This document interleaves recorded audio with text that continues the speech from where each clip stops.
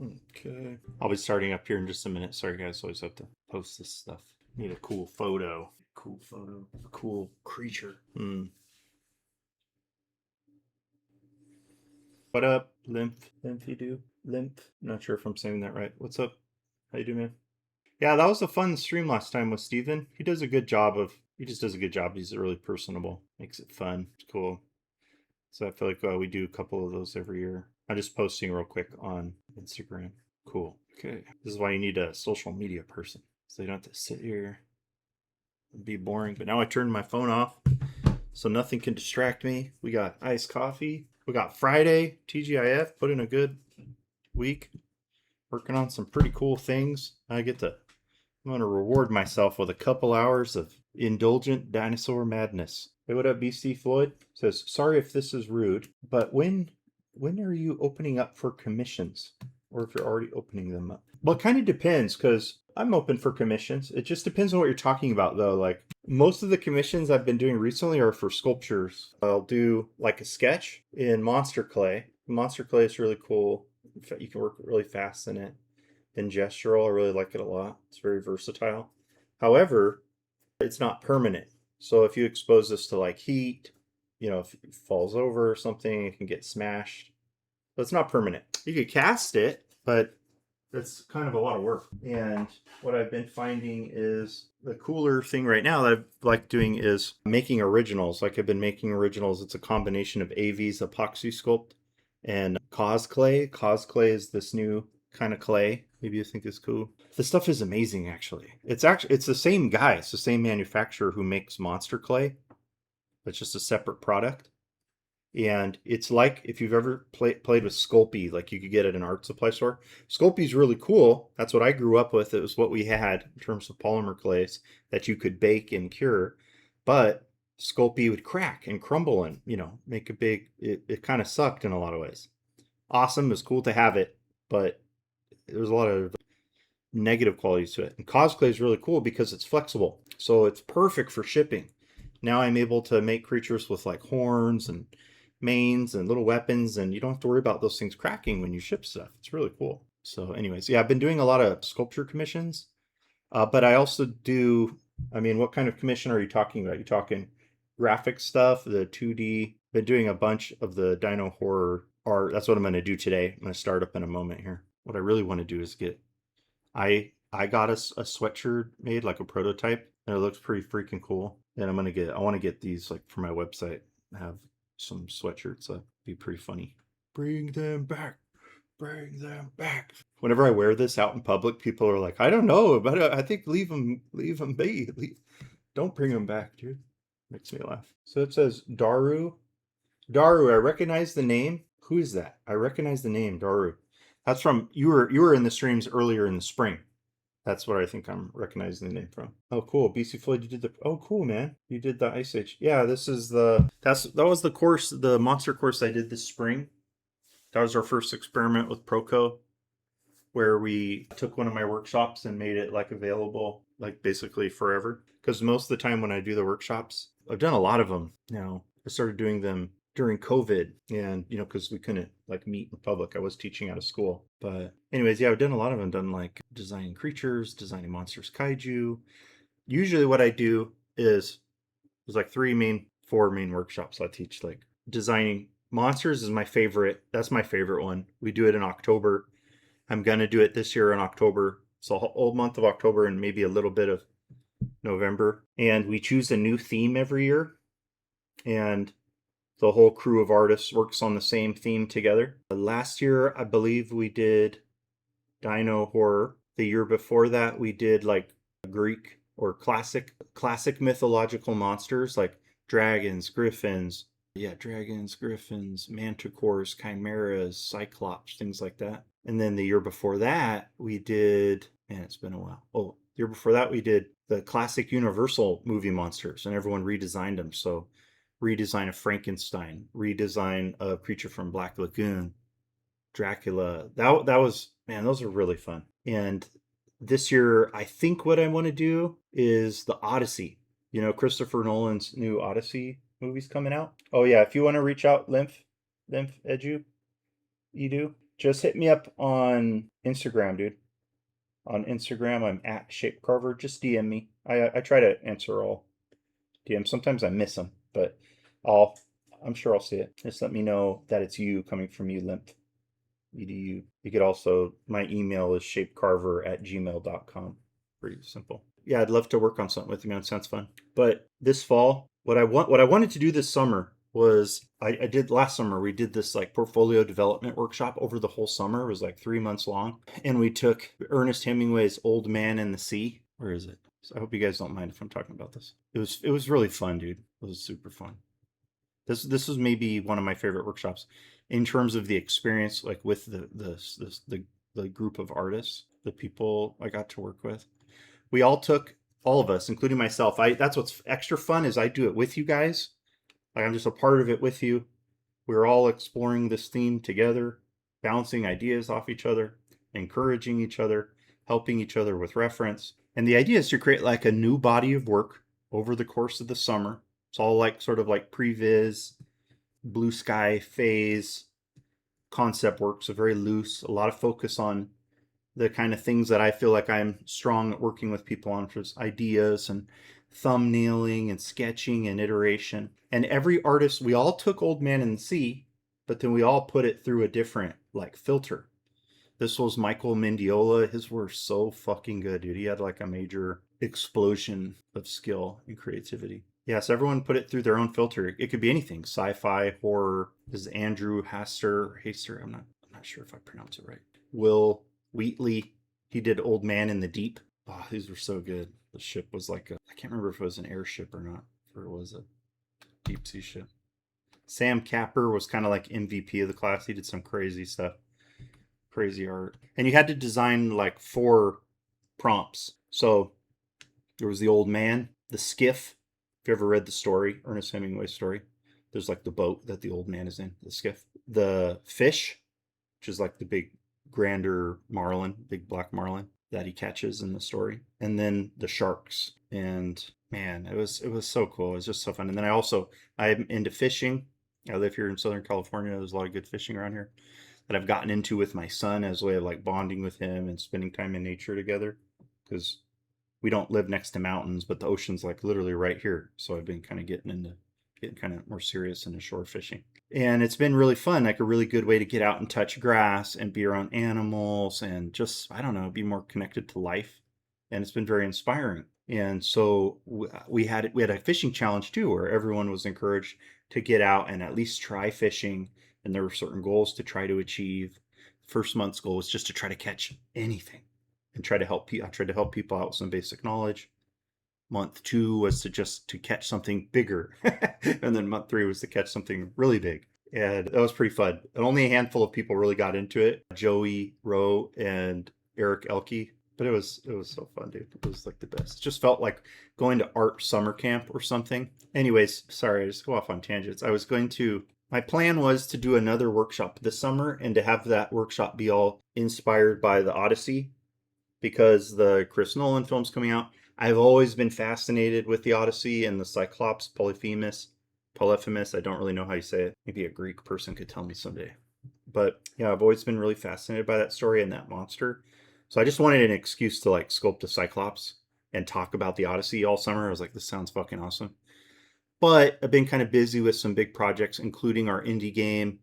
And I sort of had to make a sacrifice and hold off on doing the Odyssey class because I just have these other priorities I'm committed to. However, I think I've found a cool way to like compromise. Is we're going to do Odyssey as the theme of the monster class in October. So it'll be Designing Monsters Odyssey. We will all, or at least a lot of us will, have seen the Chris Nolan movie, but then we can do like a horror version. That would be fun. So everyone will do like, you'll choose a monster or creature from the Odyssey and you'll redesign it through a lens of horror. That sounds pretty fun to me. And then we're going to sculpt it and stuff. And, and the range or the way that it ends up looking is going to be different for every artist. Yeah, I was going to do Beowulf at some point too. Yeah. Anyways, in all those classes, we start off doing a lot of brainstorming, gathering reference, a lot of iterative sketching and pencil.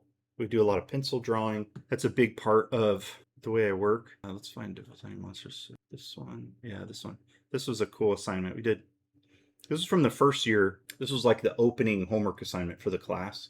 The idea was like we spent a lot of time talking about the different attributes that help make something feel like a monster. Very similar conversation to the one me and Steven had during the stream the other day, if you remember. And, once we discuss those different attributes, things like asymmetry and unnaturalness, malevolence, that stuff. Once we identified all those things, then we thought of ways that we could apply them to things. And so the assignment was to take a creature that for all intents and purposes is usually thought of or associated with benevolence. That's a unicorn. Usually a unicorn is a symbol of purity. A lot of times there's association with virginity and femininity and stuff.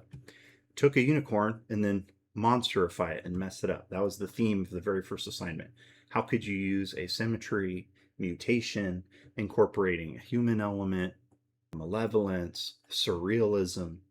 How could you do all that to create a monster? And, I usually do demos during the class. And I'm really getting off track here this morning, but I hope it's okay with you.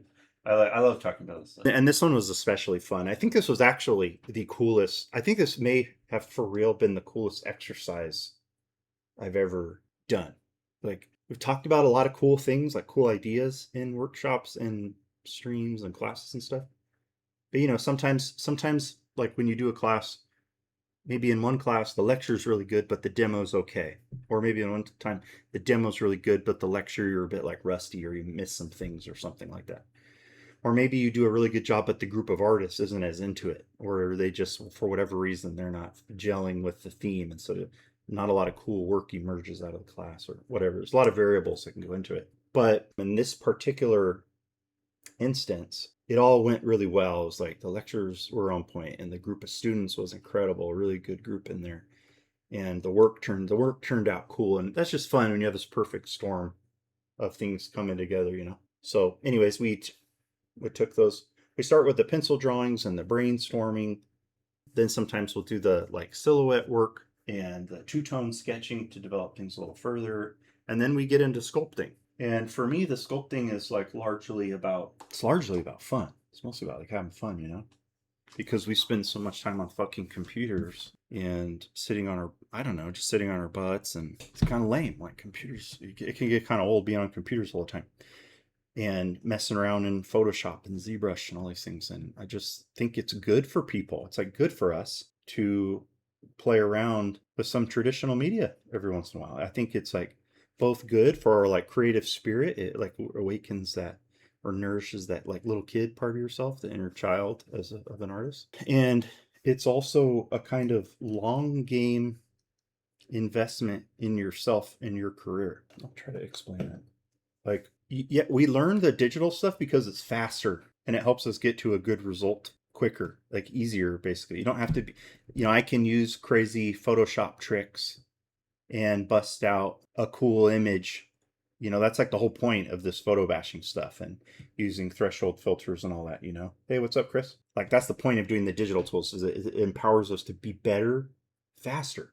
It allows us to do professional quality work or higher quality work without actually having to be masters yet. If you really think about it, like that's why everyone uses it, because it's faster. But, and that's why not a lot of people are oil painting commercially right now, because it's not you have to be a lot better to be able to do it. So less people are doing it. And that then means that those people who really can do it the old fashioned way and can make like physical artifacts that are real and authentic, they have something of greater value. It's more rare and more special. So if you think about it, all you guys out there, whether you're already pro or not, you should, from my perspective, you should continue to spend time like drawing in pencil or trying to ink traditionally or sculpting with clay or, painting in oils or watercolors or really whatever it is, kit bashing with physical objects. Even stuff like 3D printing, like just anything where you're involving like physical objects is likely to be extra special and valuable as we go into a future that's going to become more and more artificial, synthetic, and bullshit. So you may not be good enough to oil paint now, or you may not be good enough to sculpt now, like really, really well. So I think about it for myself. I'm a pretty good sculptor. I'm not as good as Simon Lee, not as good as the Shiflett brothers or Aris, I think it's Aris Colacantes. I don't really know how to say his name, but I wouldn't say I'm the best sculptor. The way I look at this is like a long game investment in myself and my own career. If I just refuse to stop, eventually I'll be really good.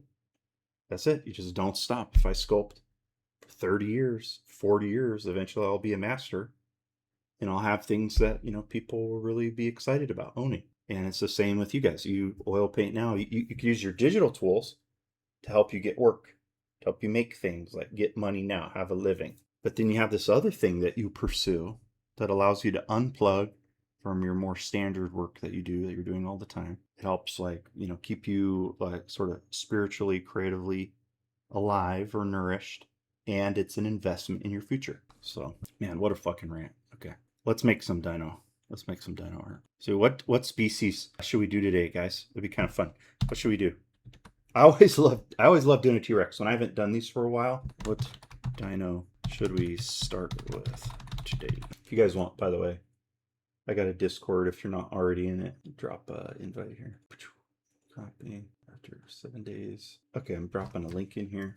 If you're interested, you can feel free to hop in on that link and you can join my Discord. On a limited time access, limited number of people can join in right now. I'm experimenting a bit with people who show up to the streams, or who are here engaging and hanging out. Pliosaur, a T-Rex meets Ankylosaurus meets a pliosaur. That's cool. A Pachycephalosaurus. That's cool. Wow, pliosaur. I want to do a bust though, Raven. Part of what I like about doing these things is getting all the close-ups. So think portraits. Again, most of the ones.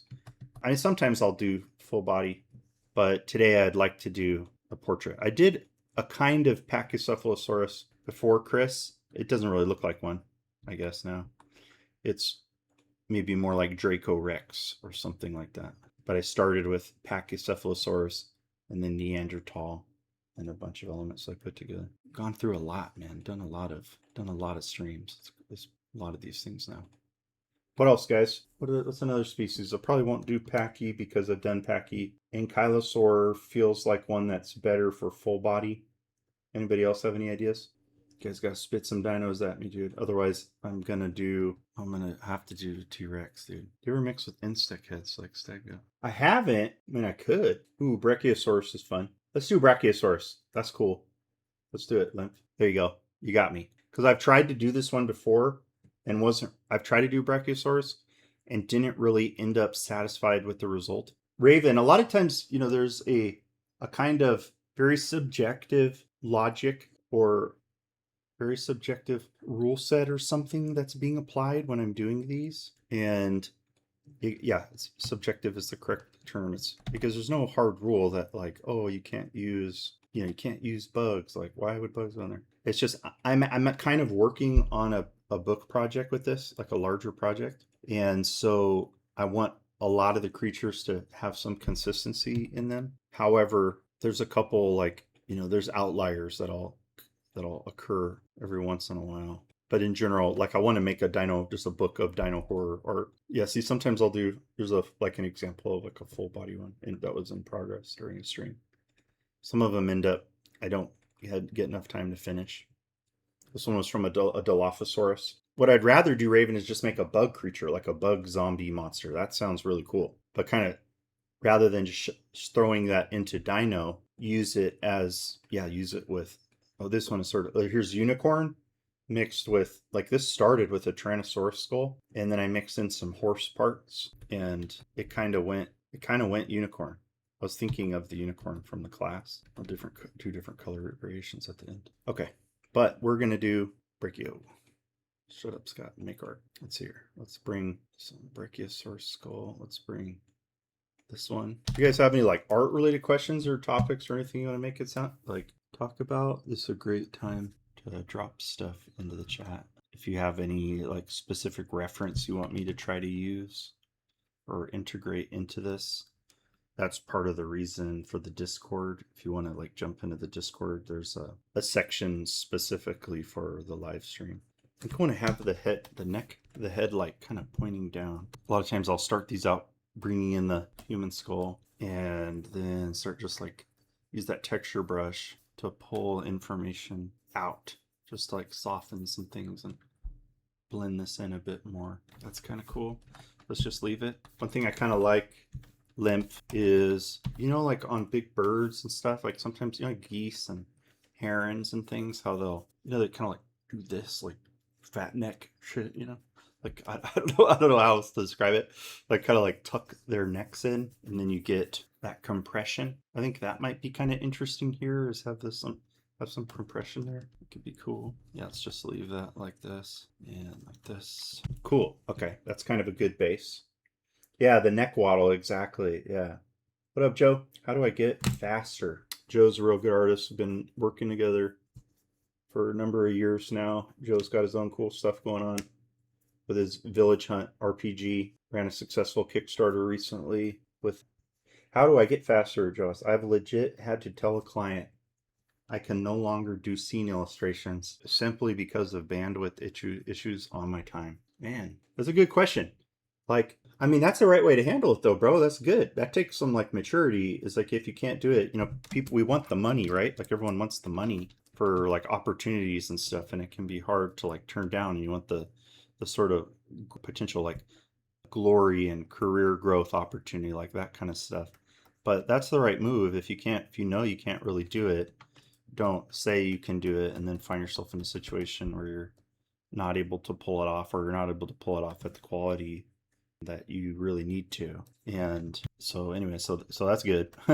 But in terms of speeding up, practice, just good old classic like Anthony Jones style practice, you know, like what AJ would say, like just fucking, you know, just putting in those reps. And it's like what I'm doing here. This is kind of what this is about, even though I'm taking a lot of time talking and jabbering and that's slowing me down. The whole point of this exercise is speed, is helping me speed up and stay kind of like sharp with my pipeline here and my skills. Just when I talk, I slow down. So putting in like daily reps, I think, is really good, a really good idea for speed. And then to the second part of the question, or the second part of the statement, I need to grow more comfortable or dial back the detail fidelity put in my inks. Yeah, the second part is you could get strategic in the way you're going to handle the backgrounds. You know, this is like where comic artists like a Mike Mignola or Bernie Wrightson, or there's all kinds of comic artists that'll do like there's ways they'll use vignetting and big color, bright color fields and silhouette and texture. There's ways you can use kind of like tricks to make your backgrounds still feel really detailed and interesting without having to create like a big literal illustration. A good example is this guy. Do another little side quest here. You guys might be interested in this. Maybe a lot of you already know this artist, Sergio Toppi. I'm not necessarily saying Toppi's art is like simple. That's not really what I'm trying to say exactly, but one reason he's really cool to look at is that I found it so exciting to look at his work is not necessarily because the hatching, though I do love it. It's cool. It is the non-literal organization of space. Is a non-literal composition. It's a symbolic composition. But look at the difference between someone like James Gurney, Dinotopia, the man, you know, like Dinotopia or James Gurney's the man, absolute the best, you know, romanticist. I don't know how you call it, romanticist. I don't know what period of art necessarily right off the top of my head, pre-Raphaelite or something. I don't know. He's capturing like a feeling of a golden age of like Renaissance art and golden age illustrators and an archaeology and history and dinosaurs. Like he's bringing all these things together. He makes it feel real, is my point. When you look at an illustration from Dinotopia, you feel like you're looking into a living world. Amazing. Amazing. I don't know if my IQ is in Dinotopia range, dude. I don't know. Even though I love it. It's amazing. I love his stuff. What I found cool about Toppi was he was still able to create really exciting compositions, Joe, but without making like a window world that you have to like live in, you know? Like it was more about how different elements related to each other hierarchically, you know, the way they're organized. You know, you look, there's like a primary focal area with a face. We always look at faces and eyes and a hand. And then you have these soldiers that are kind of like simple inverted white silhouettes, but just the most marginal amount of line work on the helmets. They're focal areas to help you understand really the perspective on the shapes a bit in volume. He's like a master of this. Like he tells you what to look at just through size and positioning and detail. There's a lot, I feel like a guy like you, Joe, for the kind of work you're doing that you could learn from Toppi. And it's cool. He got to a point in his comic career where I don't really know the story, like how it works, but he got to some point where he got the green light to make historical, like anthropology comics, where it's like each comic he'd come out with focused on a different period in history and people group. There's like a whole story of art focused around samurai, a whole story of art focused around, I think, like Central Africa or something. There's a whole book of art about indigenous Native Americans, like the Native Americans, the Iroquois tribes. There's a whole book about knights, a whole book about pirates, a whole book about conquistadors. I'm pretty sure there's one about like Cossack guys. They're amazing. They're so cool. But the reason I'm mentioning that is it gives you some threads to look up. You know, like go look into stuff. Like I have the book, I have the Native American one. It's really cool. I really like that stuff. There are war clubs and all that. Toppi rules, and Toppi will unlock your brain. It will unlock a new part of your brain in the way you think about composition, all of you guys. Because right now, we all think like to make illustrations, we have to do this. And this is beautiful and masterful. It's the best. But there's other ways you can make pictures. And especially the kind of work you're doing, Joe. This is just like right up your alley, dude. Anyhow, okay, back to dinosaurs. So starting to get some interesting, I had some happy accidents happen here where like I had the lower, I have this like upper part of the, like initially I was thinking I was going to do this like big neck and Brachiosaurus head up here. And then I duplicated the human skull and into this weird, almost looks like someone wearing a headpiece, some kind of headdress or like a hood. And that looks pretty cool. And I want to develop that a little further. So I'm going to bring this over top. Oh, you know what? I need to flatten that. Bring this over. Do the same thing with the texture brush. Paint out most of it. Most of it I don't want here, but some of it I do. So I want it kind of, the face kind of blending into the neck of the brachiosaur. You see that? Kind of crazy. Yeah, I find that's kind of interesting right there. Yeah, that's cool. No, that's a great question. Thanks, Joe. That helps. It's fun. It's good to talk. That's good to talk about stuff like that. So basically, the answer was like quick, like studying in this kind of way with fast. You like little, you know, like very pointed sessions, like study sessions that help you get faster at the like, chosen skill set you're trying to practice. And then also strategic use of your techniques, like your workflow, like coming up with clever workarounds and strategies that help you speed up. There's ways you can handle backgrounds that can help you make your work faster. That's like literally a way to do it. So that's what I'm doing. That's like part of what I'm doing here when I do this stuff is I'm trying to, it's helps me be a little faster. Yeah, the name of the artist is Sergio Toppi. I can't remember if it's 2 T's or 1. I was just looking at Toppi. Yeah, 2 T's. Yeah, it's great stuff. I remember seeing an artist when I was a lot younger at Comic-Con.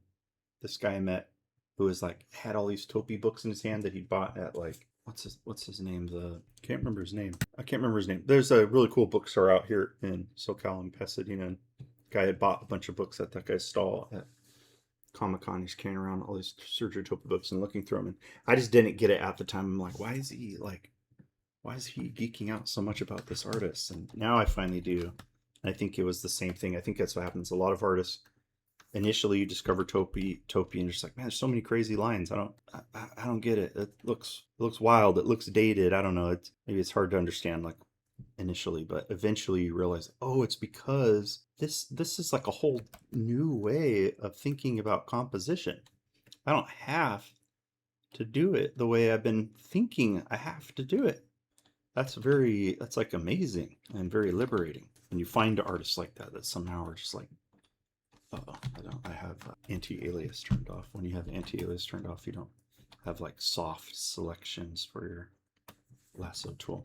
It'll look kind of crappy. Okay, let's get some cool vertebrae, more crazy cool vertebrae coming off the back. Maybe more human teeth in here. Whoops. Got those spiky teeth from the Brachiosaurus. Sometimes, look at that. So I just like accidentally dropped this little bit of teeth in there, but I'm going to leave it. It just makes a crazy little detail.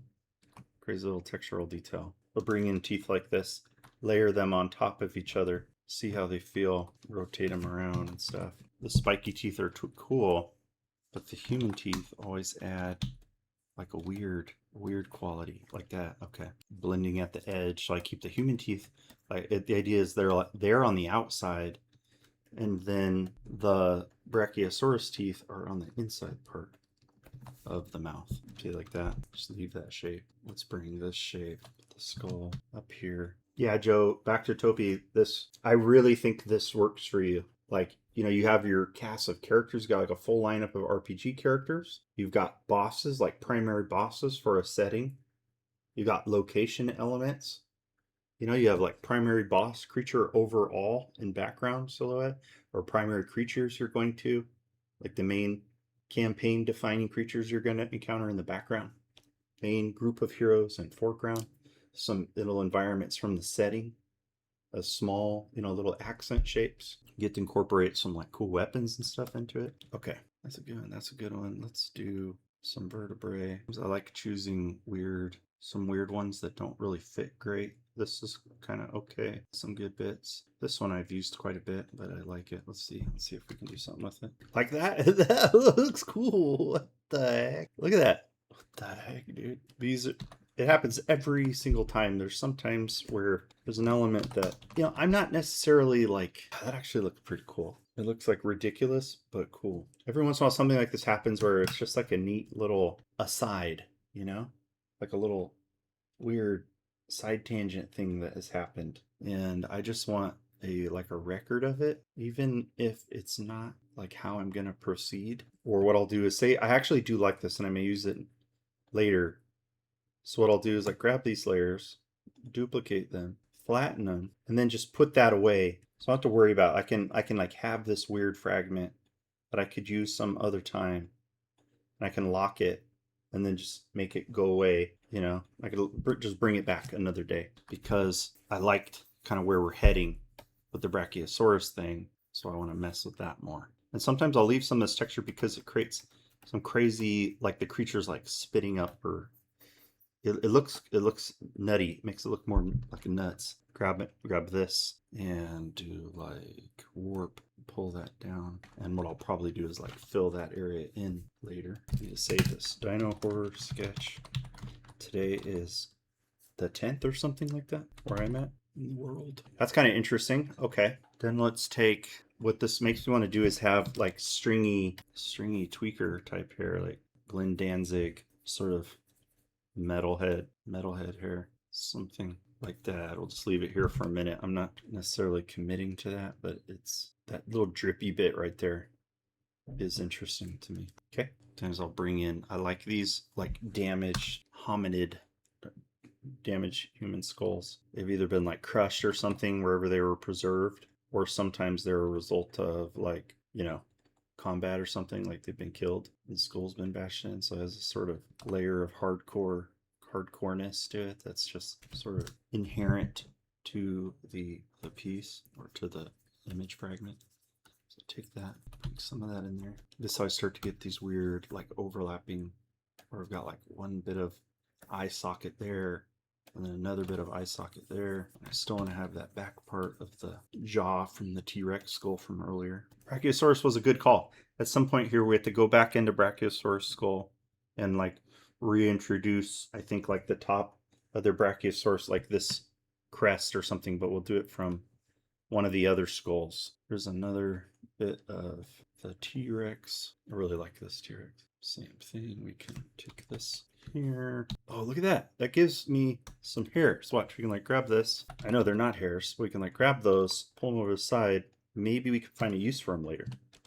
Here, see that? And that's cool. Oops. That's pretty cool right there. All right, it's my texture brush. Pull back on some of this because I like that compression and stretchiness and things we were getting in these other parts of the image.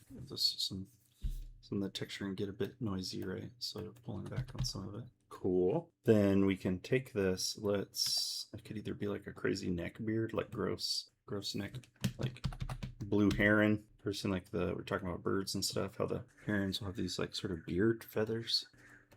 It's kind of interesting. Yeah. And then we take this one and we rotate it. Yeah. Yeah. That's pretty cool. But I'm not sure if it's as cool. What do you guys think? Cool or not cool?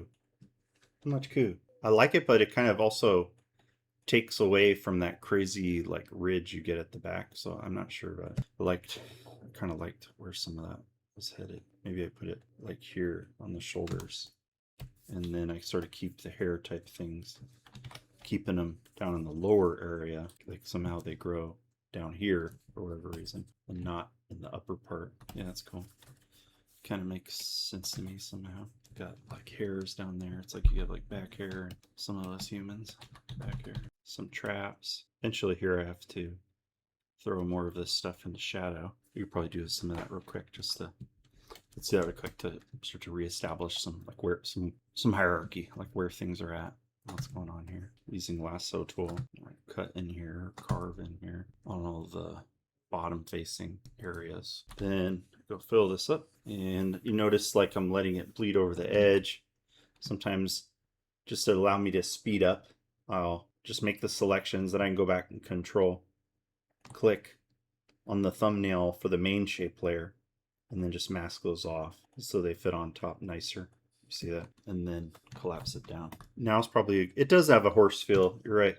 A lot, actually, like quite a few of the hadrosaurs, the duck-billed dinosaurs, to me they got a horsey quality to them, I think. I know we said no packy, Chris, but maybe I'll like use some of the packy, some parts of it. These knobs on the nose or something. Like, let's take it. I always do the two-tone part adjustment while it's still like large. I have the image big, so you know it's just higher res, and it looks funny. It looks like he has no lower jaw. I'm gonna get a screenshot of that too. Like he's got a weak lower jaw. It's a weak jawed fool. Unfortunately jawed fella. It's like Mr. He looks like Mr. Burns as a dinosaur. That's funny. Okay, but yeah, I could like take that part. That looks kind of cool actually. Not too big. Like that looks kind of cool right there. Let's just leave it. And there's the dome. Maybe I can use part of the dome. Yeah, dinosaurs just have. I like skeletons and stuff. I just think they have such cool skeletons. It's not even that they're. I don't know. There's something about their skeletons that's so like fundamentally exciting. I'm paying attention to some of these little shadow elements we had in here that I think are cool, and we could bring back this like ridge of knobbiness. Like we could bring this part in, and then we could still potentially use this to like take this and rotate it. Yeah, like look at that. Yeah, so now we got some imperfection there. And actually that little area of rest from a design perspective, watch we zoom out, it's probably good because these are so noisy, these pictures, but maybe I don't care. I think I don't care. It looks cool. This is a good time for some of the, I think of them as like Venom. I'm thinking of like Venom symbiote stuff, like the symbiote like striations of stretching goo or gore. I don't know what it is, like tar or blood or whatever. Not really sure myself. Putting that stuff in here kind of close up some of these negative spaces while still preserving some of this like creepy stuff. Sticky, creepy feel. What's up, Arcvane? Oh yeah, I recognize Arcvane. Who's Arcvane? That's someone from the mentorships, right? Or are you someone from the earlier streams that was hanging out a lot this spring? Arcvane. I feel like I recognize that one. Like somebody I work with or something. Sometimes I'll delete a bunch of these parts so I don't like reuse the same parts. It just forced me to like choose some new parts to mess with in the piece during a session. Thinking of ears, and I was thinking of cauliflower ear, and I was thinking of UFC. And speaking of UFC, we got good old the Mac is back tomorrow. Conor McGregor's returned. Such a doofus. But I'm gonna watch. Shoot, he's probably gonna get his ass kicked, dude. He hasn't fought in a long time. That'd be so rusty. And maybe we put the ear down here so it feels, so the human part feels a bit more like developed. It draws our eye down to that human part a bit more. Yeah, what the heck, we'll put it down there. Got a lot of cool teeth. Got some cool skulls. We should do this some session where I do a full color photo bash. I don't often do that. It's harder, but that might be kind of fun to do sometime. Where I leave all the color information. Talks nuts. Too noisy. Yeah, no, it didn't give me much. Need something else in the head. I think I need like a skull that's at a 3/4 view or something like this guy. These ones right here. can be pretty good. And rotate it this way. Almost always have the skulls going facing outwards. I haven't really played with it facing backwards. I wonder.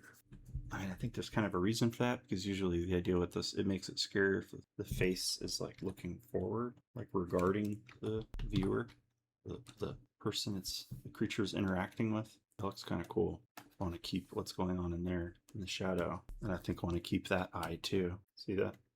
Nuttiness. There we go. There we go. So it always makes me think of whenever I do a silly, stupid, the Jersey accent, makes me think of my friend Justin Shimrock and his impression he would do of his mom. Jay, he'd be like, Jay, do you want a sandwich? Jay, let me make you a sandwich. It's pretty cute and funny since I get a good mom. That's cool, like kind of softening that, like getting a feeling of like some human skull back there. However, I missed that line that was right there, that line. This thing's looking nuts. I think it's almost time for to come in to draw in some more chaotic teeth shapes. I think it's time for the guts, like on the neck. I use those like cow intestines and stuff, those rolls, and to bring in eyes and just some of the like finishing moves, things that are going to make it feel more detailed. That looks cool. Are you still doing this Arcvane? Long time lurker. I recognize your name though, Arcvane. Like you've definitely said hi before or something. I feel like we've chatted before. Yeah, I am still working with the guys. They're doing so much cool stuff, you guys. For reals. That I can't talk about, but they're doing it's crazy. Those guys are smart. Tom, smart. Don, genius. Pretty exciting. Pretty sure their next episode's coming soon. Pretty sure. You guys follow on their Patreon and stuff. Ooh, that's interesting. Because they got like the big head thing, feeling of like a headdress. Then, exposed brain up there. He's like big brain kind of a guy. Speaking of Tom and this creature's got a bit of a big brain thing going on. It's not exposed. Yeah, that's cool. But again, what I wanted to do is the neck, bring the cow intestines in there. Sometimes I'll use like a rib cage. I love this piece right here.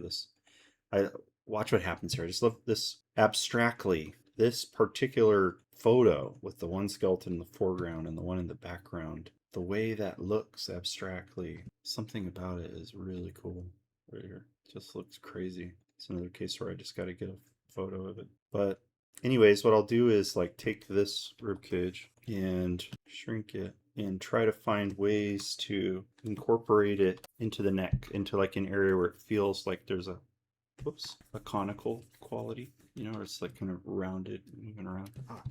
Damn it. Keep accidentally drawing. That banding that's going on there with the ribs looks kind of cool to me. Even if I end up like covering that up, it's kind of cool. Yeah, better down there, I think.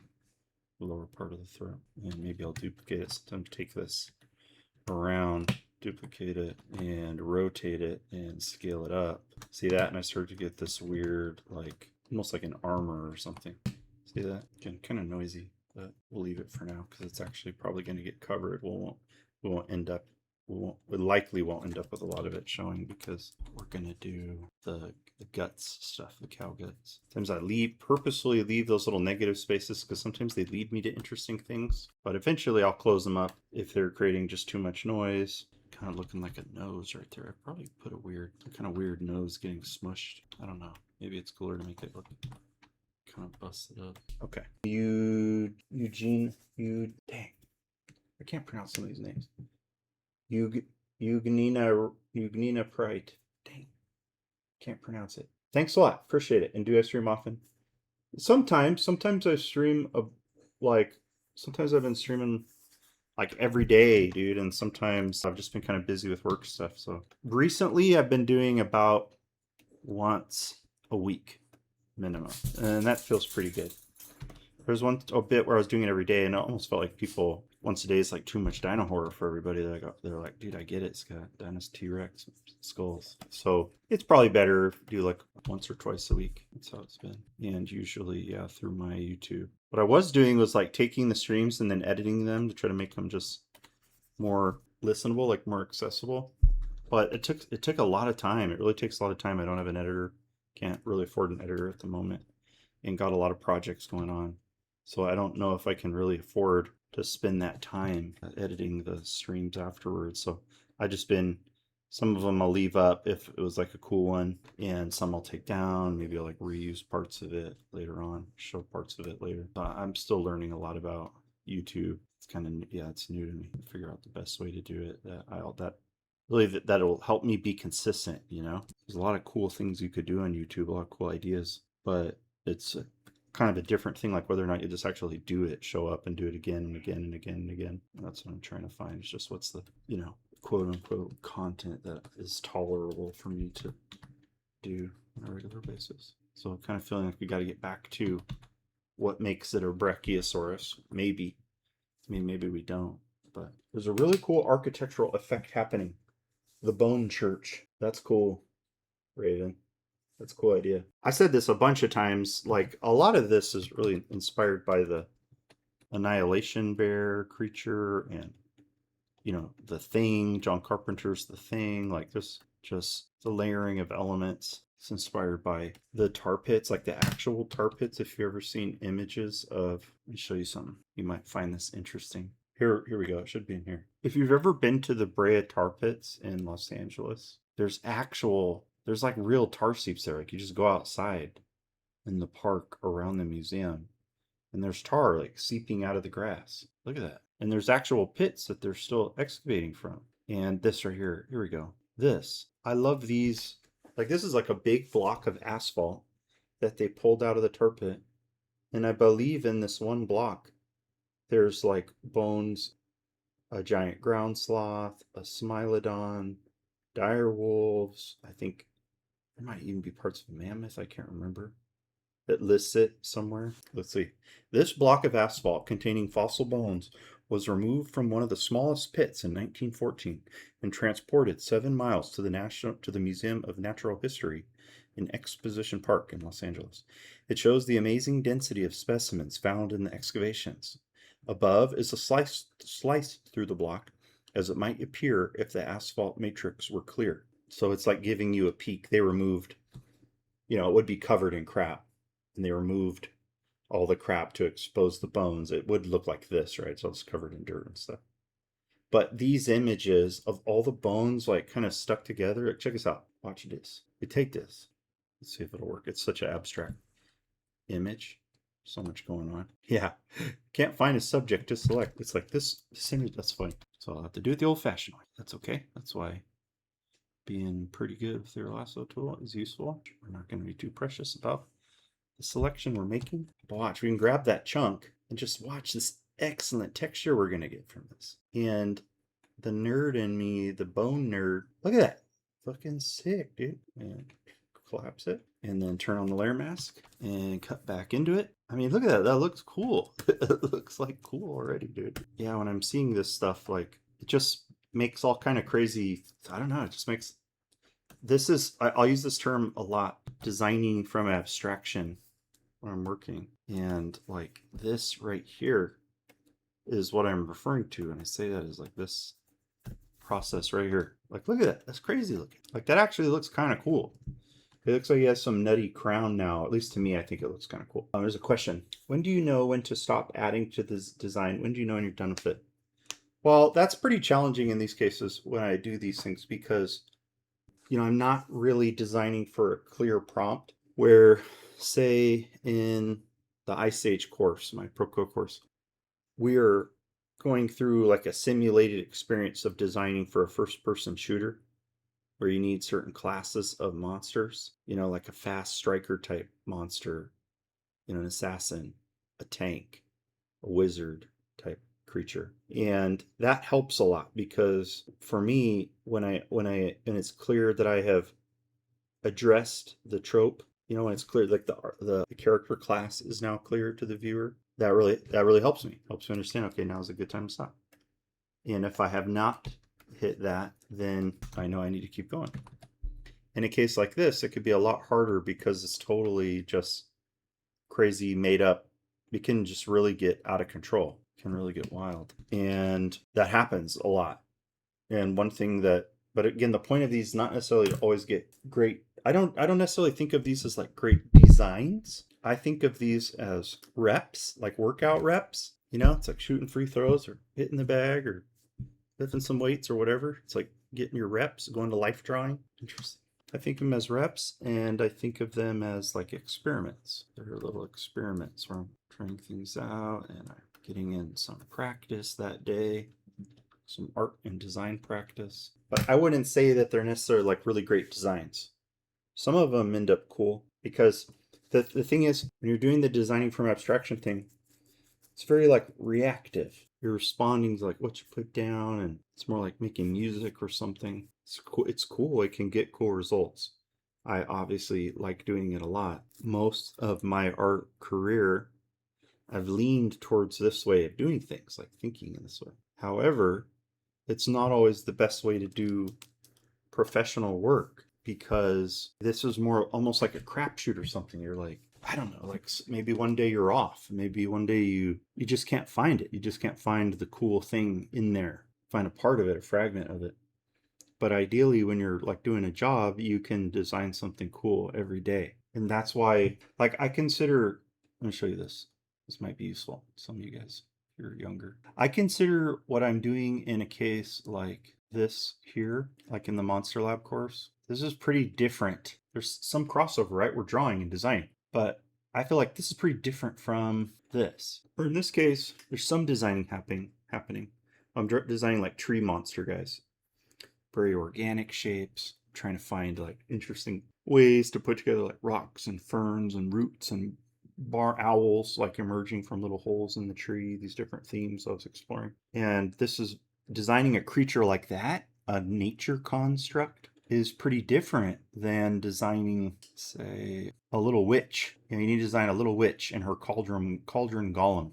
These are early, really early blue sky sketches for what became Zoe. Zoe went a lot of different directions in the early part of the process, and I got to contribute some ideas. This for League of Legends. Sorry, this character Zoe. Initially, they wanted to do like a Baba Yaga in like a chicken hut, and we're like, what about like a cauldron, like a pot? And then that kind of evolved. And like, what if she like flies around on top of the pot like a palanquin thing, like a Tzeentch wizard in Warhammer, flying around their little disc, but like the top of the pot is the disc. And my point is like this went through a very like a lot of writing, creative thinking, notes, finding reference. A lot of thinking happened here. A lot of like conscious thought. I find that to be pretty different. That's what I think of as like really designing. That's how I would personally define it or think of it. Designing is like making choices. Or sometimes what I'm doing here, yes, I'm making choices, but this is more instinctual or intuitive. One is not necessarily better than the other. Yeah, look, that's getting too noisy. The area of rest up there is nice, actually. Main thing I wanted to show you, though, is how you can use, I can use that like tarp. That's kind of cool on the shoulder. You could use, damn, that's cool if I do say so myself. It's crazy. Art is cool, guys.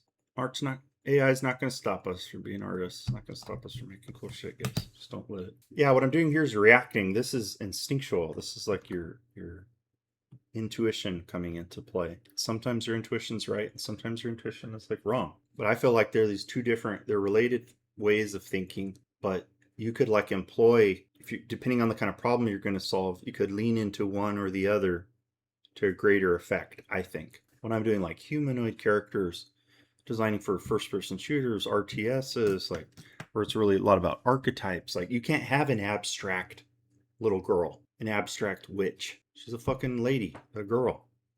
She can only have so many arms, like unless we're making like Nurgle witch, Tzeentch witch or something. But if it's just a little kid, there's only so many ways like a little kid human anatomy is going to play out before it starts to turn into a monster. So you have to find other ways to develop this idea and make it interesting.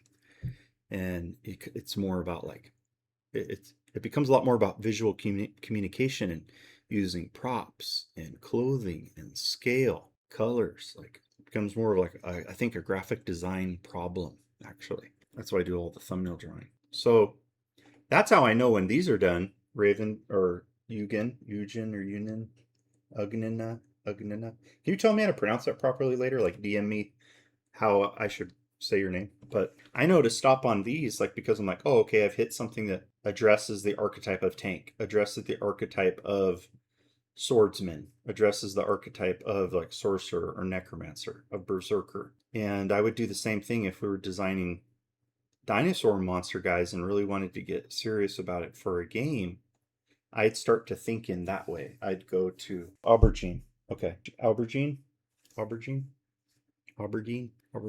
Yeah, I'd start to think about classes. That's like we as humans, I think, are just seem to be pretty hardwired to thinking of people like and things in terms of like roles and jobs. Like we want to fit things into a place so we can understand it, and that's I think part of why things like archetypes and tropes and all that are so useful for us or appealing to us. You understand, okay, that's like the boss, that's the right hand man, that's the tough guy, that's the smart one, that's the deadly one, that's the angry one, that's the cool one, that's the outsider, that's the good guy, that's the bad guy.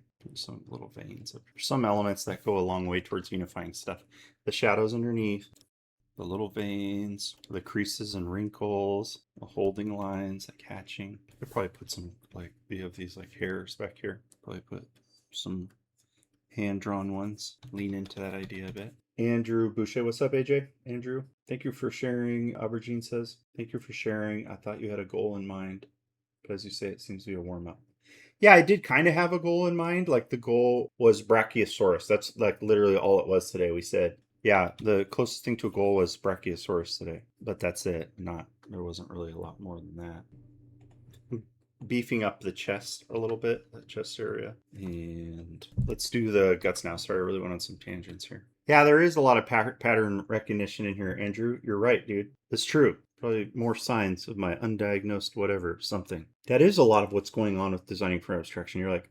You're seeing things. Like to my eye, this is what I'm seeing, guys, okay? This might be interesting. I'm seeing, that kind of basic shape of like Brachiosaurus, right? With some like that. This kind of deal, right? It's like so Brachiosaurus and he's got his like that's like this in the simplest terms, that's the main shape I'm seeing here. Then I'm also seeing this sort of, big head guy, with like the human skull right here. So sort of like a priest. You see that? It's sort of like a priest or a bishop or something. I'm seeing that here. I'm seeing like kind of mohawk. It's like out of like Dark Knight or something. Frank Miller's Dark Knight, like sort of big mohawk guy.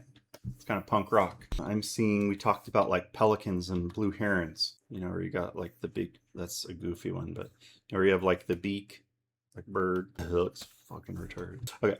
You go down and you have like your beaked bird. And you know how, they'll get that like, like tip their neck down, that kind of thing. I'm thinking of like the bones, like your bone, there's like cartilage in your throat. These little bones and cartilage in your throat. Give us a feeling of segmentation that I'm playing with there with those ribs. I'm thinking of, I think I've seen art of I think it's like Peruvian priests or shamans, like a headdress. So that is all pattern recognition.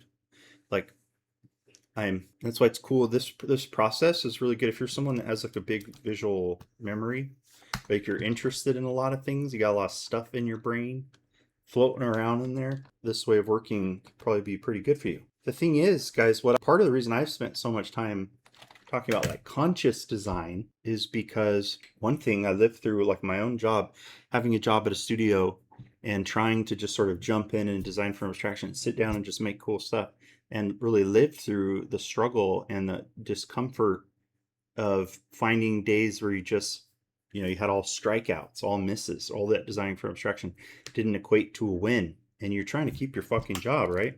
Trying to make cool stuff and consistently make cool stuff so you can have a job. And, that's, I don't know, that's not good. Like you want to be able to deliver. You're hired to make stuff that's cool. And so I had to kind of like figure out how to do that on the regular. And that's part of where this happened. I started like really thinking about like, how do I consistently come up with good ideas? And a lot of that was using language, literally using language and introspection and stuff. Thinking, basically, thinking. I saw a thumbnail it is very like, it's pretty funny. It was like Peter Hahn. Some of my friends is like, think less, draw more. And, thumbnail taglines are always just meant to get your attention and stuff. So, I mean, no disrespect here.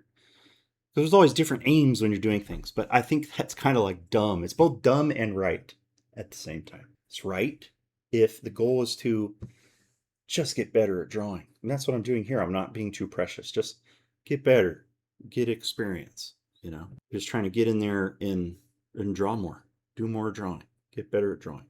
Be fearless. Don't be afraid to grow. You have to learn to lose before you can grow. It's like really important. And losing in this case means making bad drawings or less than optimal drawings. So in some ways, that's totally true. Don't think so hard. Don't get stuck in your head. Go make stuff, okay? At the same time, if you're going to really make a good design and not just like fart out crazy stuff like I'm doing right now, this is farting out crazy stuff. This is cool. It's cool. But like, you got to be able to design what someone's asking you to design when they ask you to design it.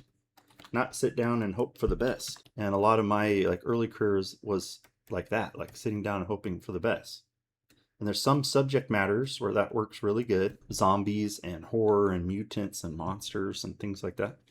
And there's some cases, like I mentioned, Zoe, where it's not appropriate way to work at all. It's really not a good way to work. That's not going to fly. I can't sit down and see how many arms and skulls I can fit into Zoe in 2 hours, So yeah, they're different strategies. You got to learn how to think, not overthink, not paralyze yourself, how to think through a problem. One of my three, these are really like, I think the three most important things you could learn from me in terms of like designing or being creative or concept art. It's using language, words. Language is the building block of abstract thought.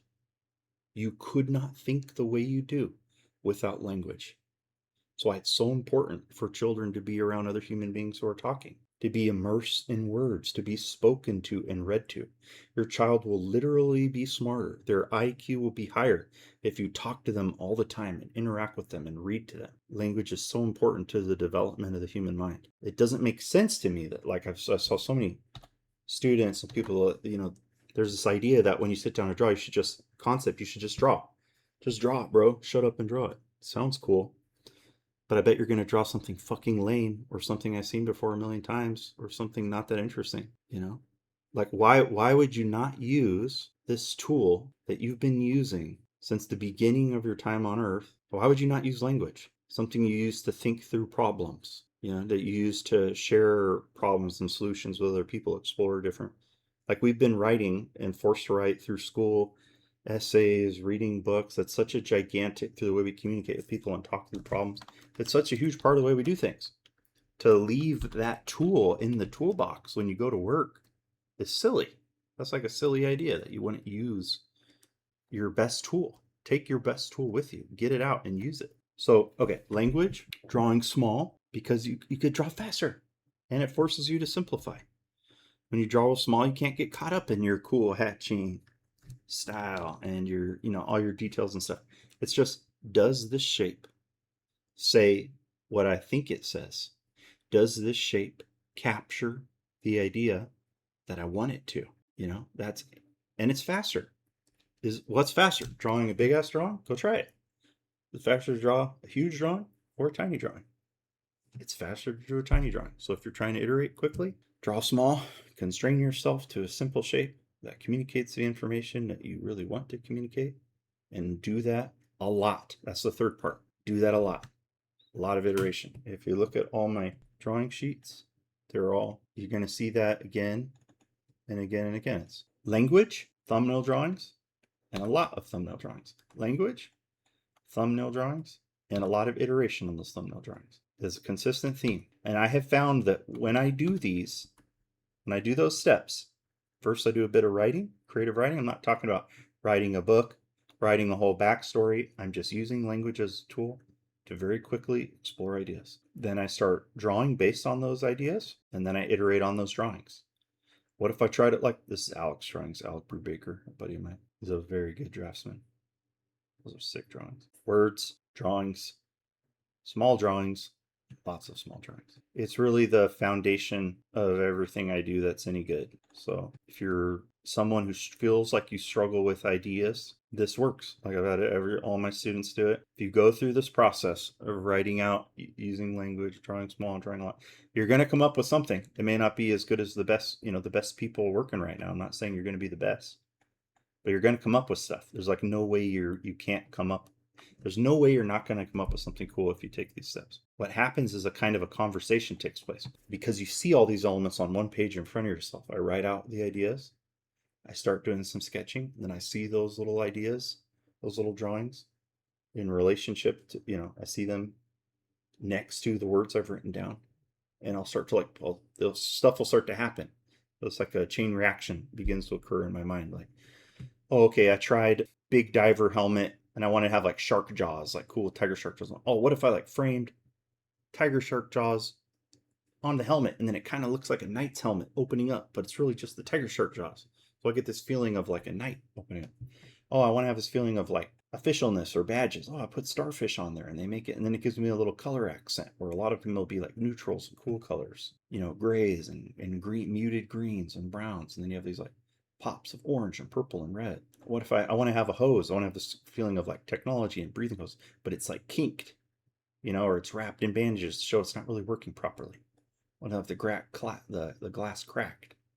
Maybe he's got little dive shorts. That's kind of funny, like little divers in like Hawaii and the Philippines and stuff, like diving, abalone divers and stuff like that, right? Where they're wearing like these small little shorts. That's kind of funny, where you have like big bulky upper body with the big scuba tanks and the big helmet.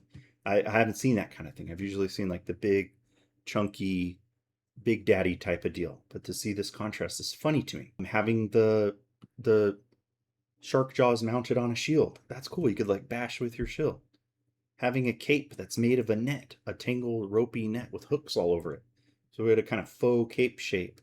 That's sort of aggressive. All that stuff happened. It wasn't an idea I just started off with initially. It was a result of a kind of conversation with the page in front of me. As I wrote this, and this led to something else. You hear people talk about like a mind map. It's a good idea. That's cool. The way I usually describe it is as associative thinking, because what's happening to me, what's happening in my mind is like, as I put this thing down, this makes me think of another thing. And then that makes me think of another thing, these different associated ideas. This leads to this, which leads to this, which leads to this, which leads to this. I don't necessarily have it all mapped out at the beginning, but it's a kind of organized chaos. It really works. And I'll sort of like, what I'll do is like work across the page, and it gets really, ideas get richer and broader as you go. Because this one's like, oh, what if I had I take the idea of like a mermaid or like a siren? What if it's like an eel, a moray eel body instead of a regular fish body? What if I take like the octopus, like Ursula from Little Mermaid? Ooh, what if I took like the net idea? I want a feeling of like siren's hair underwater. But I take the net, and it's like the net got tangled around the dive helmet. And then the big hooks are in there. So you have this like aggressive, this fake hair shape moving in the water that looks tangled and chaotic, almost like spider web. And then these hooks floating off it. So you have this like aggressive, you're like, that's so cool. Anyways, this is how you do it, in my opinion. It doesn't mean it's the best way to do it or the best looking way to do it, but just it is simple. Use language. Don't abandon your best tool. Draw small and draw a lot. Then when you come up with some cool ideas, you choose some and you go develop them further. That like you find the good thing, the cool thing, and then you go render it.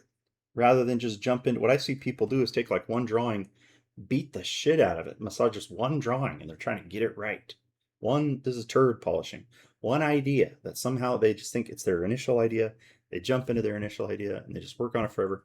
That's more like what this is, right? You just work on a thing till you get it perfect, you get it right. That can work.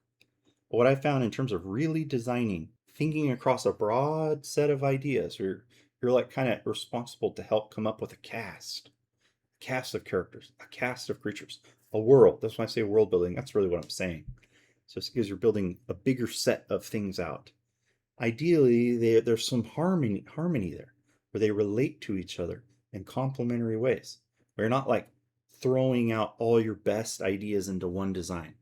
You kind of identify a bunch of really cool hooks and ideas, and you want to use like this hook over here, and this hook over here, and this hook over here. You want to save the hooks that are the most like aggressive and big and bold for your berserker class and your tank class. You want to use that are the most like erudite, sophisticated, complex for your wizard, your sorcerer, those kind of, your warlock, your necromancer. It's not exactly a science. It's really not, but there's some like, they're tools. Rules are tools. This is more stuff for Legends of Runeterra. What the hell? I might as well talk about this stuff for a little while. It's useful. This is a case where the designing from abstraction starts coming a little bit more because these organic shapes with the octopus, but it's still an octopus. It's not becoming not an octopus. Same with the tartar bear, these big tardigrade bears that were like the companions or buddies of these little guys like Fizz. That was a set I worked on. We were initially exploring the idea of a whole race of guys like Fizz. I don't know if you guys know anything about League of Legends, but worked on these guys. And the tartar bears were like big beasts of burden, big, almost like the dude from Big Hero 6, the big puffy marshmallow guy from Big Hero 6. That's the idea. And the little guys could jump inside of these dudes and they could act as kind of like, they could either be your like big tanky buddy, support class guy, and you could literally jump into them and they could act as temporary armor or a mech or something. See, it's like inside of the tartar bear. And the tartar bear would sort of like the pose that the little guy inside was doing would be reflected like a mech, like he's wearing a suit. And then there's the idea of there could be almost like when they really are going into battle, because they're kind of sticky. It's like they're made of Colgate toothpaste or something.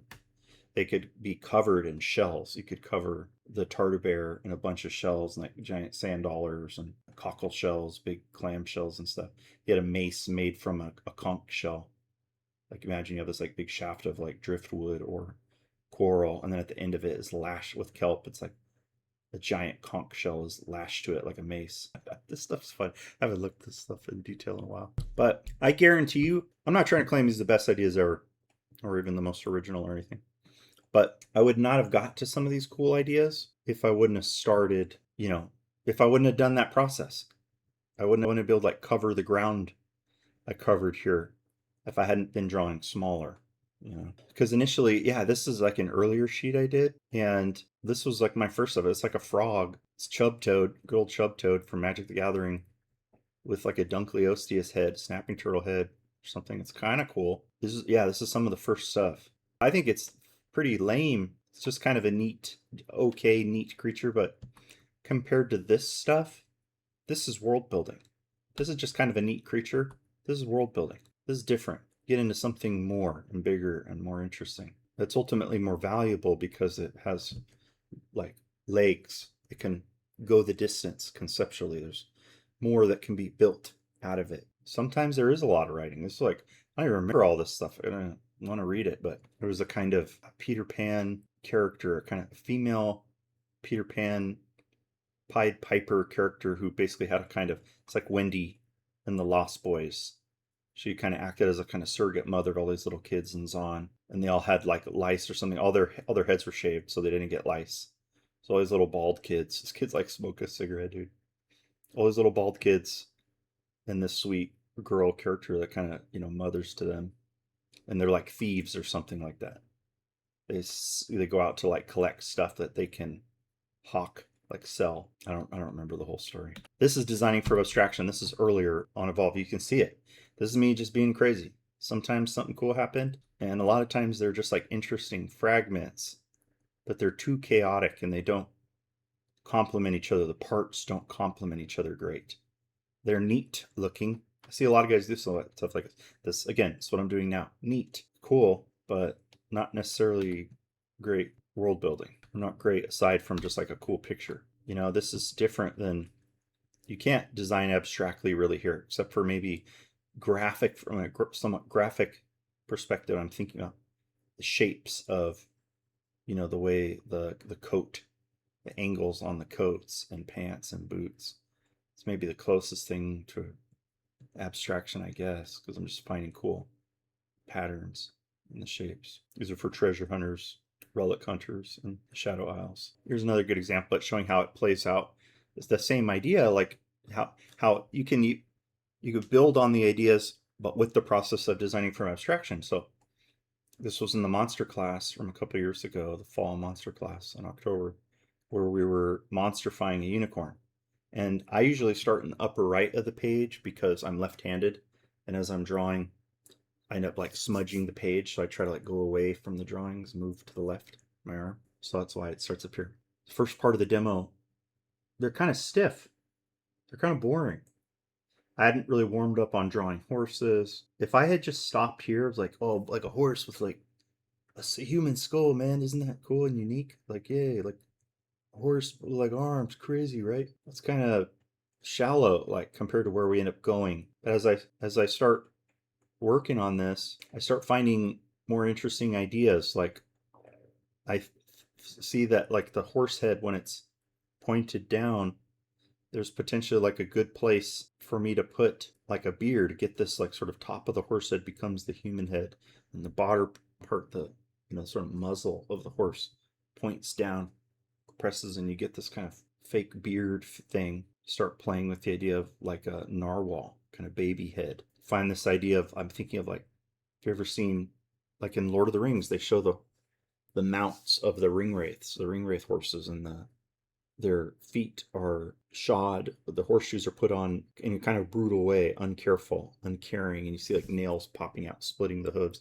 too deep into the hoof, and they're bleeding. And I remember that, and I was thinking like, that'd be cool as a weapon. Imagine like you have this horse hoof arm. Horses, if they kick you, they could kill you, like crack your skull, knock you unconscious, send you in a coma, into a coma. Like, what if you had one of the arms was still just basically like a horse hoof, but then the horse, so that's one thing, it could just hit you. Then what if you put the nails into the horse hoof? Then it turns into a kind of a mace, like a trench club, a World War I trench club on a hoof. Like, that's fucking sick, dude. If I would have just kind of started sculpting here, it would have been kind of lame. But I kept going still. I wanted to show like what goes. This was one sheet of 11 by 17 sketching. I went into the second sheet, and it started getting better. I start pushing further. Look at this one, where I get like a hunchback. But this shape here is kind of a horse head. Just this actual whole shoulder blade and this part, this like hunch in the back. From a long distance read, it's like I'm looking at a horse head. When I get close, the muzzle is the human skull. That's crazy. Like, what if we had like, skulls or heads like impaled on the unicorn horn? What if we had a kind of weird centaur where there's like, the head is really big, and it's up here, and you have a bit of a human arm? Well, this one where you have a Unicron, kind of a special boy unicorn. Basically, a bunch of weird ideas started to happen because I allowed myself Frankencorn, all the stitches and stuff. What if I had serrations on it, like some kind of quettle, like the South American, like the war clubs, or the Pacific Islander clubs where they'd use the shark teeth on them, But the point is, like, this didn't take that long. This took like 4 hours. It is time, but I think it was well spent. If I just would have gone with my first thoughts, I would have ended up with this horse. I thought it was so clever. I don't know what the hell I was thinking. I don't even remember. But this stupid silhouettes, these ones, boring. Instead, we went a lot further, allowed the idea time to grow, and like the idea's time to germinate, blossom, and we ended up with something cool. And in the sculpture, this is what the sculpture is from there. The hand, the end of the fingers are hoofs. Like, the end of the fingers themselves are hoofs of differing sizes. They can like swipe at you and hit you with these hooves. And we liked the idea. We're talking about like brutal weapons and stuff, and we came up with the idea of, we were looking at trench clubs, World War I trench clubs. They're kind of busted and crude, and I wouldn't have. It's not that this is a perfect design, but it's, I think, a lot cooler because we took that time to explore during the sketching phase. So I don't know. Hopefully you found that interesting. Okay, that was a big rant. I'm gonna do the guts. I've been saying I'm gonna do that for a long time today, and have not done it. So let's do it, and then let's get into some color, and then let's wrap this up. I've occupied your time for too long today. It's nice to have some people hanging out. Appreciate it. Sometimes stuff like that looks cool to me right here, like this weird neck. Again, not going to keep it, but going to take a screenshot. Odd One Cafe, massively interesting. What's the best place to find your ideation and abstraction process you've been talking about? I mean, you'll hear me talk about those things. Like, that's kind of one of the, I'd say a main talking point if I get asked about stuff like this. So most of my videos, like the Proco videos and stuff, it comes up. But if you guys see there in the stream up at the dino horror picture up there, it'll take you here, and there's a bunch of links to different stuff. There's like 3 tutorials out right now. Unfortunately, the Proco summer sale just ended. Everything was like 20% off literally until a couple days ago. But I got three really good courses on Proco. Character Design Monster Lab, I talk a lot about designing from abstraction, using silhouette, full recorded drawings of designing this like cast of pumpkin enemy characters. And then I've got the photo bashing and shape carving, where I go through this, really break down exactly how to do what I've been doing here in the stream, like step by step. Very simple, accessible. And then the Designing Monsters Ice Age, which is a good intro to how my workshops, if you want to see what it's like to be a part of one of the workshops, like this is it. It's got ton of material in here, just tons of lessons. There's some free videos in here if you want to go check it out on the Proco site and get a feel for how it's going to be. Week 1, we go through the same, I mean, you could watch them in any order, whatever you want to do, but in terms of how it plays out, this follows exactly the way the course went. So there's week 1, why prehistoric creatures. And the reason prehistoric creatures is because all of my creature design, every creature designer I know loves animals. And there's some animals that they really geek out about, and they tend to act as a kind of cornerstone or foundation for their voice as creature designers. Like there's some group of animals they love, and then that's like the bedrock of how they think about creature design. They're pulling from their love of those things. So that's why prehistoric creatures, because prehistoric creatures give you this, for one, they're all vertebrates. A lot of animals we're encountering, not all, but a lot of, you just understand vertebrate animals, horses and cattle and big cats and bears and apes. If you get some handle on those shapes, that's going to benefit you, because like across history and time, there are like certain animals that tend to be represented in our stories. What's a griffin? It's like an eagle and a lion, right? What's an ogre, a troll, a goblin? That's a kind of a great ape modified and turned into a monster. What's a dragon? It's a serpent, a crocodile, an eagle, a bat, right? Mixed with a big cat, a monitor lizard, a velociraptor. Anyway, so basically studying prehistoric animals gives you a really good base as a creature designer. Then week 2 is designing with silhouettes. Week 3 is developing detail with photo bashing, where we do these same techniques we're doing here today right on top of the silhouettes. So it's kind of cool.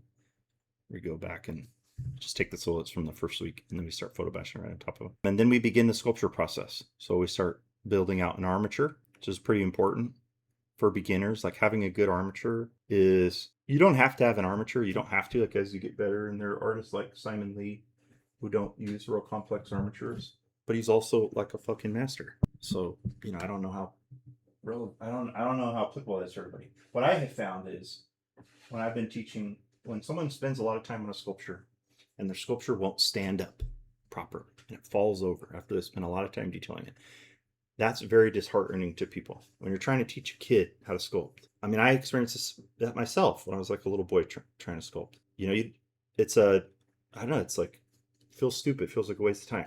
So building good armature, for one thing, it teaches you about skeletal structure and posing, right? Like movement. And then it gives you something strong to build the rest of your character on top of. So I think it's important. It can also get you in trouble, because if you're too locked into your armature, then you can't adjust your pose and stuff. So there's sort of a sweet spot there. But so we spend time on an armature, and then we go into the clay block-in, blending details, and then curing and painting. So I did my sculpt here for the class in cosplay, so I could bake him. Cosplay is so cool because you could bake it and it's permanent after. It's kind of fun. You spend all this time on this thing in the class, then you get to keep it. It won't melt in the sun. It won't break so easy. And because I didn't cosplay, look, like this tusk, you bend it. It's flexible. So if it gets bonked by your kid or your wife or your girlfriend or yourself, it's not the end of the world. Where you couldn't do this with Sculpey, this would crack. So that's pretty appealing to me. And it allows me to ship it. Like if someone wants it or I did a commission or something, I can send this over. And the paint job that we apply is like pretty simple and accessible. I really like that, like, I don't know, school of Warhammer painting. That's the Grimdark stuff, like Grimdark Compendium.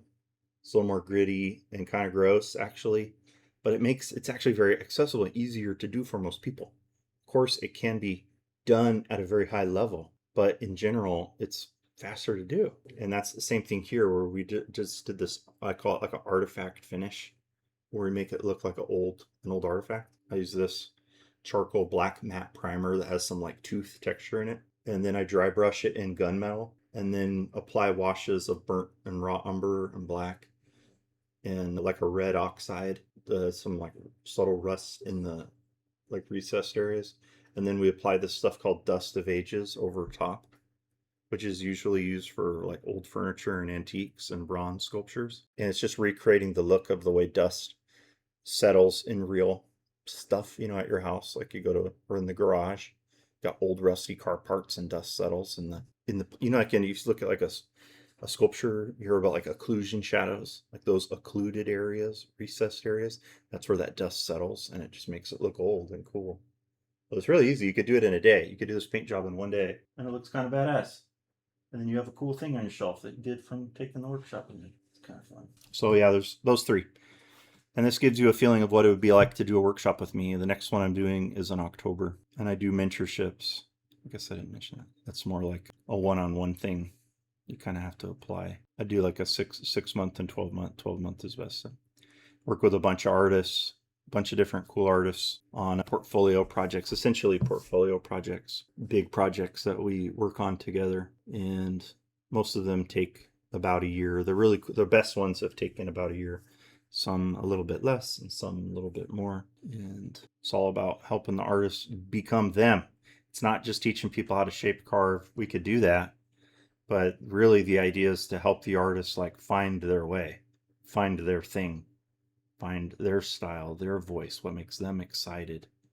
Will started off as just a young fella interested in talking about Evolve, and somehow I roped him into working on an indie game with me, and he's like a key part of the team. Honestly, don't really even know how that happened, but yeah, he started off squeaky voiced 16-year-old kid, and now he's like young man working on this game with us, and it's pretty cool. Anyhow, let's take this, shrink it. See, and this is what I want, is that right there, that kind of looks like a goiter or something. That look, I think that looks really cool. Okay, so I'm rounding off some of these shapes just with some hatching. See that? Integrate them a little better. Some of that I like the way it covered up part of the jaw, but some of that structure is probably good to have in those folds. You see that? And we can always bring in blood. We're going to bring in some blood here in a minute. Bring back some of those like ribs showing through maybe. Yeah, there we go. Maybe I could take this. Already got that nice texture on there in the gradient. Spin it. Bring that around, soften some of that line. Bring these guts in. See that? Like a bit. It's just like kind of, yeah, soften. I feel like suggests a bit of structure in the neck. Maybe. Maybe not. At some point, like sometimes you just got to go in and then just draw. And just draw. Draw the parts yourself. Like I've set up enough of a guide for myself with all these other little bits of texture and information that makes it easier to come in and just start drawing on top. And then putting like little blood vessels over the top of this stuff helps to tell the viewer about direction that this stuff is flowing. We could potentially have some hairs back here, maybe just a few. You know, the hairs make it feel more like it's like he's wearing a hat, though. Make the upper part feel more like a hat, which I'm not sure if it's good. Yeah, it's kind of cool. But it does obscure those spines. You see that? This is like the hair thing is cool, but look, like I lose that from that far view. I lose that. Cool. Well, that was a nice squeaky voice, Scotty. I lose some stuff. Oh, that looks kind of cool. It's almost like more like he has a mullet. I get to keep the mohawk, but I got a mullet back there. That's sick, dude. Fucking mullet, man.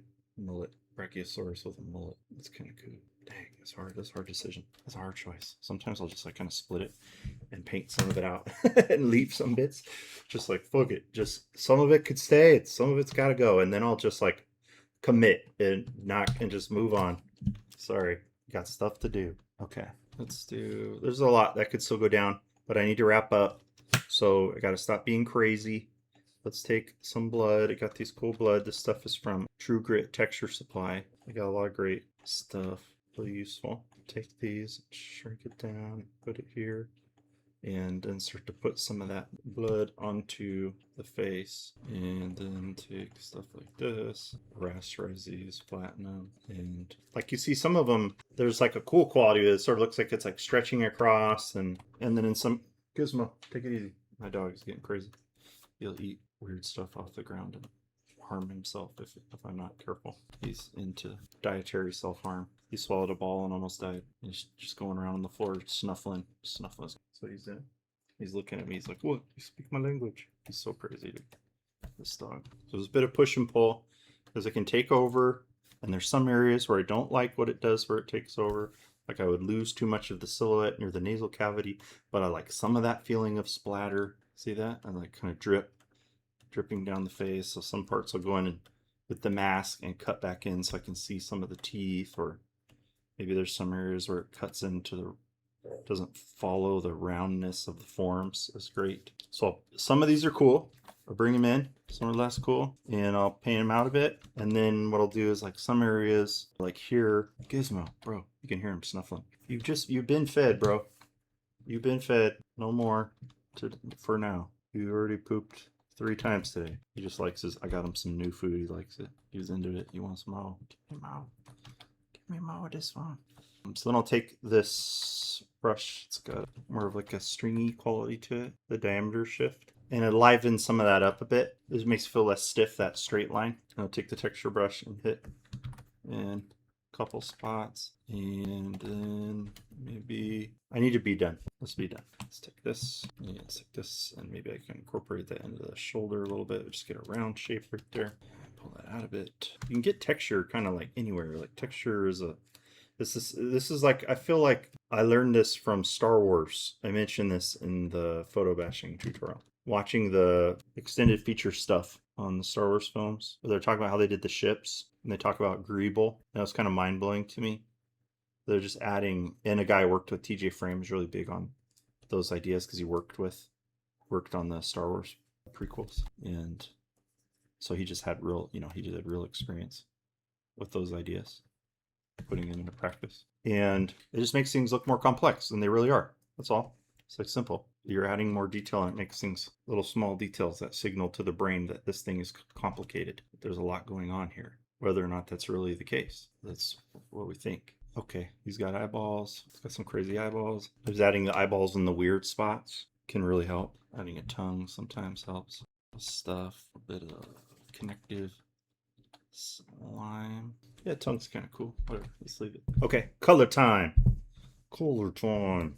Let's do this. I feel like I haven't got to the color stage recently in a lot of the recent streams. First, let's change the aspect ratio. Maybe not. What's the current? It's actually like 4:5, isn't it? There's a current aspect ratio that's cool on Instagram. And okay, hadn't saved in a while. This is way too noisy in here. If you want to see spots just where I'd go and clarify later, if I was going to obsess even more, this area gets really crazy and noisy, but to a degree that kind of bugs me. Probably need to it's just kind of nonsense and real noisy. Probably want to round this out. There's some stuff in here. Maybe I'd bring in some more teeth, maybe some other bits of a skull, so you got some clearer focal information over here, or side of cranium, so you get an area of rest. Build up these traps more, something like that, but not today. Okay, first thing I'm going to do is take this and darken the background so we can put color to it. I'm going to put away the pen so I stop drawing and stop being crazy and obsessive. Then I'm going to grab all this gray, and I need to turn on anti-alias. You turn this to 60%, and I want to grab all this gray, and I'm going to control copy paste. I'm going to do the same thing with my shadows, copy paste, and I'm going to do the same thing with the whites. Grab all the whites, paste. I've got every element isolated, and it's because this is pretty simple picture in terms of values. It's easy to get everything isolated. Then I'm going to colorize, and I have a lot of fun in this phase. A lot of happy accidents happen in this stage. The color phase, do a lot of weird things happen. I like it. It's one of my favorite. And it's kind of nice to just stop, take a break from the drawing process. That toxic color is kind of cool. If anybody's got ideas on color, ooh, that's cool. Purple, interesting. Sometimes I like darken things a bit to unify the values. Sometimes you make them pop more. Sometimes you unify them more.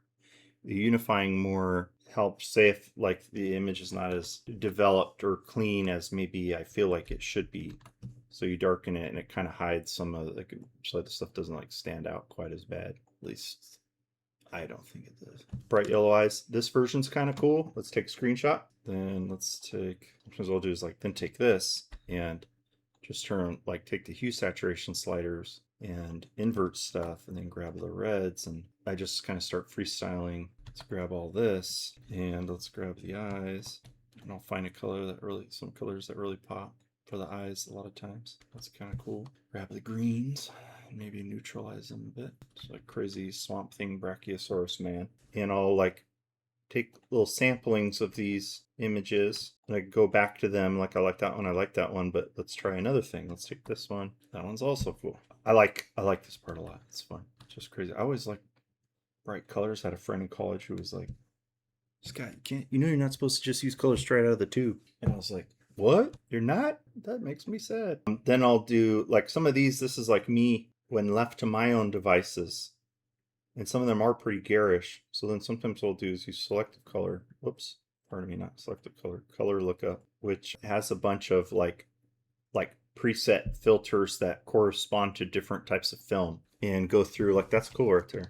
And use that as a base. It's one I would not have come up with if left to my own devices. That's why this is cool. Is you come up with stuff like that's cool. It's like a tiniest amount of color in there. Like that one's cool. That one's cool. But this one's cooler if I watch. Like take this and then bump up the contrast a bit. It's like better when I do this. And then desaturate it a bit because the edges were like vibrating a little too intense. And that one's cool. Take that one. That's cool. That's cool. I think I might already have that one, but it might be a little more neutral. So let's grab it.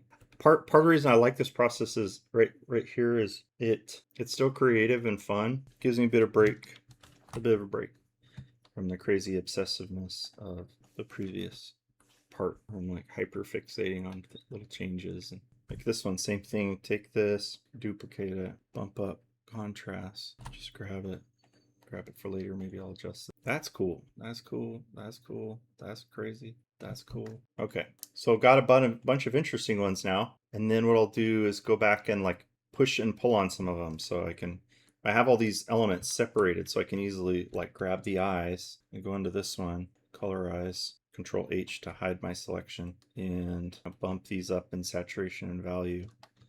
So then I still bring back like a cool color, some exciting color. The teal, a tealy green is interesting. That's cool. Let's use it. Shoot. Just let it be. Like this one, now I've got all these fragments, these interesting like little bits, and it gives me something to work with. Desaturate a bit, that mustardy color, that's cool. Let's get the eyes on this one going. Punch them up, saturate the red, maybe a little bit more of a cool red. That's cool. See, I started with that really garish green, but then just a little bit of doctoring can make it more, just make it better. That's cool. But let's on this one grab the background and let's make this a cooler gray. It was like warm gray for the critter. Let's do cool gray for the background, and let's let the eyes be intense. That was kind of cool. See, we got like some neutrals and then some like colors that pop. Let's take this one. Let's grab eyes. What I really like to do, it's sort of different when you're on a stream because you're trying to be kind of entertaining and not make people too bored out of their minds. But what I would typically do, left from my own devices, is just be crazy and go down this rabbit hole for probably 3 more hours. Get his eyes, this guy's eyes different, I think. I'm not sure about that yellow. Got some good questions. It's been fun. Thanks for letting me share this stuff, guys. That was nice. It was fun. Appreciate it. It's fun to talk about yourself all day. Nice you guys. Not sure about that green. Either more of a warm green?